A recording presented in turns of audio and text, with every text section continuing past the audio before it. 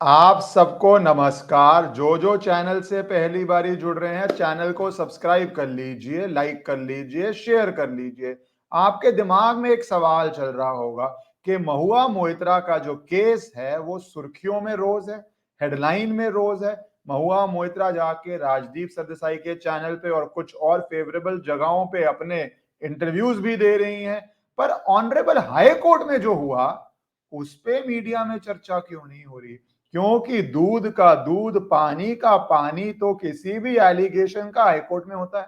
तो महुआ मोइत्रा जो बहुत चिल्ला चिल्ला के बोल रही थी और बहुत बड़ा एक डेफेमेशन केस डाल रही थी, और वो डेफेमेशन केस डाल रही थी निशिकांत दुबे पे, कंप्लेनेंट एडवोकेट देहाद्री पे, और साथ ही साथ मीडिया हाउसेस पे 15-20 मीडिया हाउसेस पे डाल रही थी। एएनआई हो गया या जितने भी मीडिया चैनल हैं उन पे डाल रही थी, जो उनको सॉफ्ट वे में नहीं दिखाते, जो कड़े सवाल पूछते हैं, जो असल में मीडिया का काम होता है, जो एलिगेशंस पे जवाब चाहते हैं उन पे डाल रही थी, जो एलिगेशंस को कवर कर रहे हैं उन पे डाल रही थी।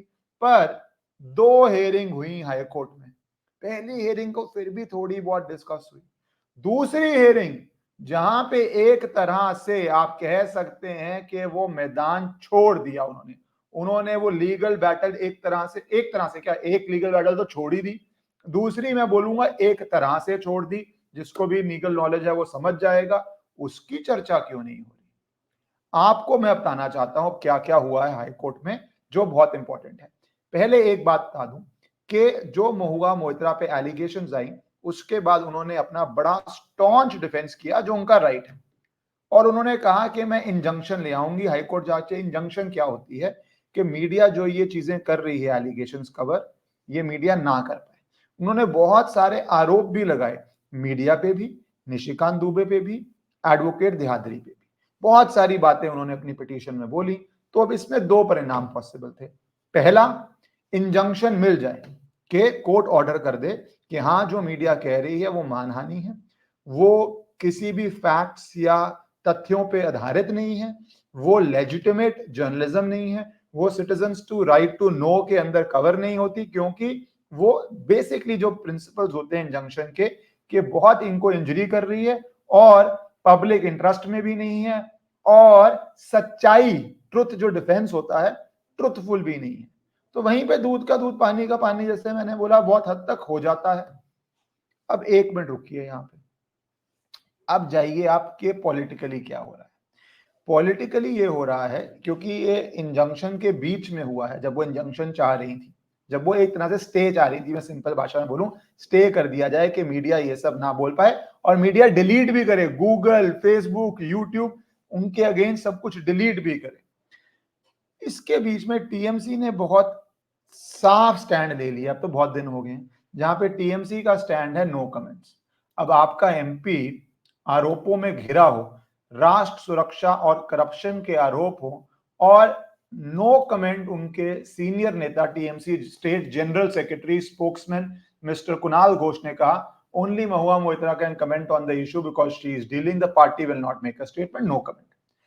कोई आरोपों में घिरा हो और उसकी पार्टी जब नो कमेंट लेती है, और वो भी पार्टी ऐसी जो आपको किसी भी पक्ष के हों, पर इस पे डाउट नहीं है कि पार्टी दमदार है, अपने लोगों के लिए लड़ती है और हर हद तक लड़ती है, ये तो आप सब जानते ही हैं। और वो जब नो कमेंट लेती है, इसका निष्कर्ष, इसका मीनिंग आप खुद ही निकाल सकते हैं, जिसको भी राजनीतिक समझ है, कि वो अपने आप को डिस्टेंस कर रहे हैं, उनको अपने आंदोलन करने हैं, उनको अपना डिसिप्लिन करना है। और कई मीडिया रिपोर्ट कर रही है कि अब पार्टी सोच रही है कि कुछ कोड भी लगाएं कि पार्लियामेंट में एमपीज क्या कर रहे हैं, ज्यादा उस पर कंट्रोल रखें, नियंत्रण रखें, ज्यादा उसको निगरानी में रखें। ये तो पार्लियामेंट के अंदर हो गया।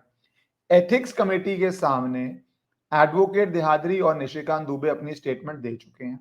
उसके ऊपर महुआ मोइत्रा ने अगेन खुद मीडिया जा जाके, बहुत उनको दिखाने का शौक है, वो दिखा रही हैं कि एथिक्स कमेटी ने मेरी समन्स रिलीज की है, तो मैं भी एथिक्स कमेटी को अपनी लेटर रिलीज करना चाहती हूं। और उसमें वो कह रही हैं कि कोई कोड ऑफ कंडक्ट ही नहीं है एथिक्स कमेटी ने जो बनाया है, और कोई सिटिंग्स ही नहीं हुई है, तो कोई कोड ऑफ कंडक्ट ही नहीं है। भैया, कोड ऑफ कंडक्ट है या नहीं है, पैसे लेके करप्शन करके सवाल पूछना तो आज नहीं 2005 के अंदर ही क्राइम माना गया था और उसके ऊपर कार्रवाई हुई थी। उस कार्रवाई के अंदर 11 एमपीज को एक्सपेल कर दिया गया था, सुप्रीम कोर्ट ने उसको अपहोल्ड किया था। तो 2005 में ही हो चुका है और ये मैंने आपको लीगल नॉलेज पहले भी दी थी कि आप ये बार बार कह रहे हैं कि नहीं मेरे पे कोई रिस्ट्रिक्शन नहीं थी, ये कोई आर्गुमेंट ही नहीं।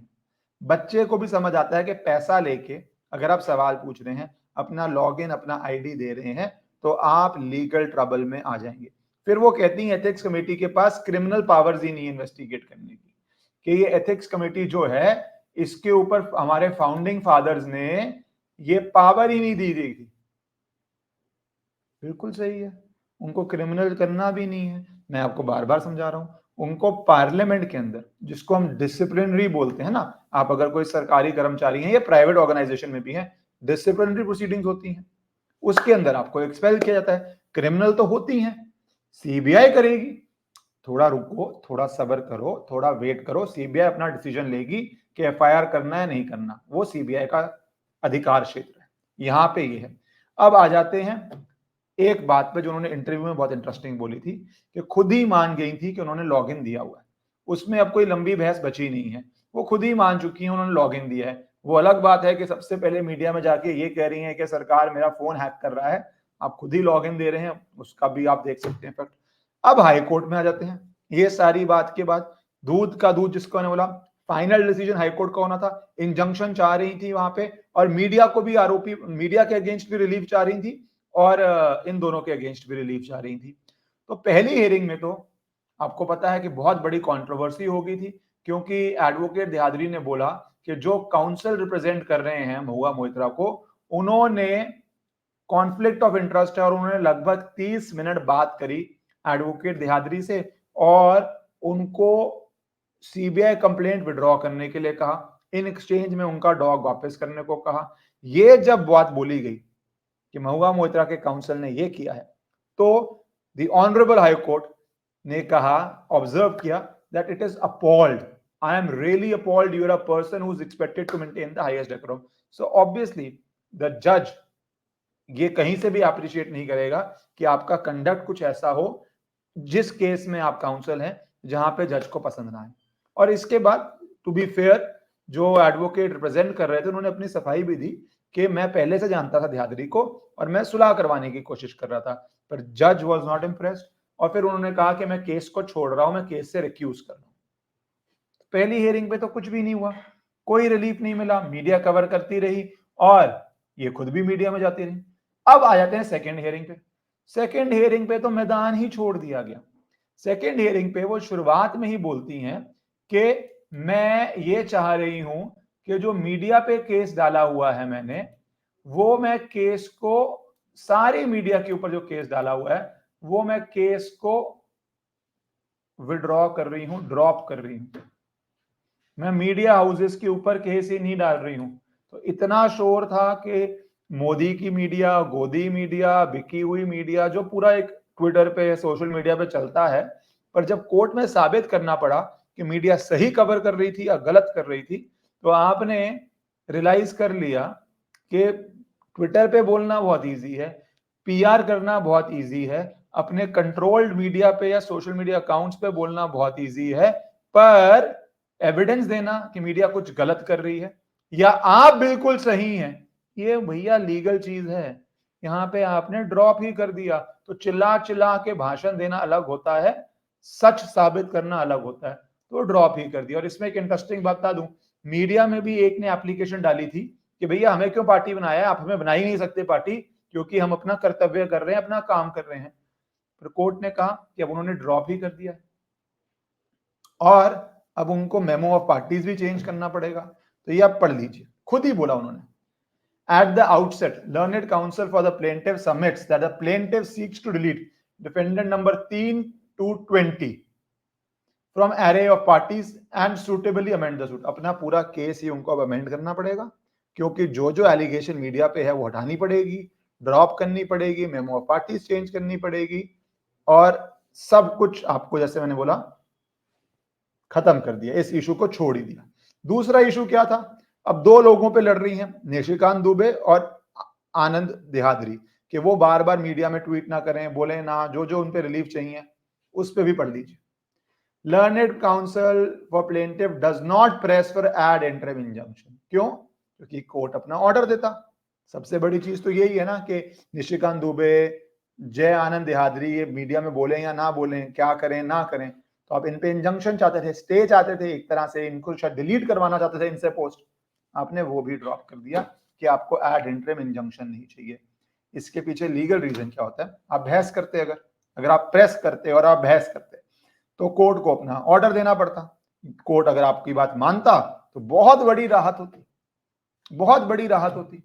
पर कोर्ट नहीं मानता तो ये भी हो जाता कि आप जो बोल रही हैं उन बातों में तथ्य नहीं है, दम नहीं है, लॉ आपके साथ में नहीं है, फैक्ट्स आपके साथ में नहीं है, इसलिए उसको प्रेस ही नहीं किया, बहस ही नहीं करी।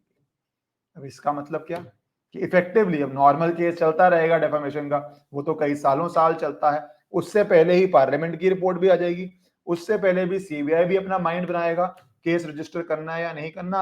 और ट्वीट आज का ही जय आनंद देहादरी का आप देख लीजिए, क्योंकि अब उनपे कोई इंजंक्शन नहीं है। वो ये है, the person accused of corruption and compromising national security is guilty of something far worse. And no, I'm not talking about the theft of my dog.